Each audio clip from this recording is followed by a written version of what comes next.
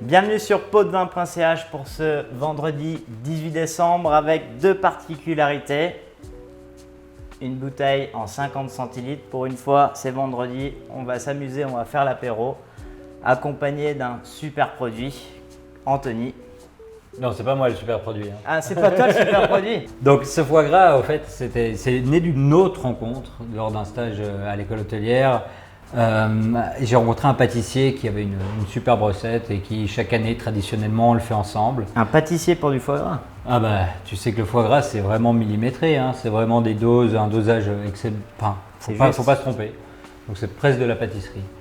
Donc avec lui on a réalisé, enfin il avait déjà la recette, mais on a pris l'habitude de se rencontrer fin novembre pour faire ce foie gras mi-cuit au Porto et au cognac. Alors déjà, bravo pour la réalisation. Ça fait déjà quelques années, tu me dis? Oui, vous en oui, faites plusieurs tous les années. ans, vous arrivez un peu en distribution Oui, en bah, Suisse. ça a grossi au fur et à mesure, les amis, C'est amis bien. d'amis. Avec le 50 centilitres de terre de Lavaux, on repart à Lutry. On les avait vus en tout début de calendrier sur un vin rouge. Et là, ils nous font une spécialité qui est un chardonnay. Le chardonnay, comme tu le sais, c'est un cépage typique de la Bourgogne en France, qu'on retrouve à Chablis, Puy-Montrachet, Chassagne-Montrachet, et qui a vraiment trouvé son terroir en France. Terre de Lavaux a fait une étude des terroirs, une étude de climat pour adapter justement ce chardonnay.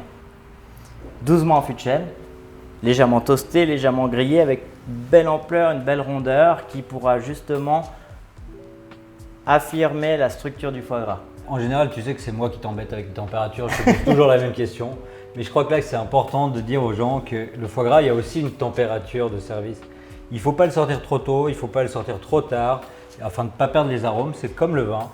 Donc moi, je vous conseille de le sortir une petite demi-heure avant et de vous couper une belle tranche sur un toast. Moi, ce que j'aime bien rajouter, c'est un peu de fleur de sel, comme ça. Et il est prêt à déguster. Moi, ce que j'aime bien sur le chardonnay, et on me le reproche souvent, mais c'est quand les verres ils claquent. Et moi, ce que j'aime bien, c'est ce côté partage, c'est festif. Et Anthony, je te souhaite une bonne santé. Santé!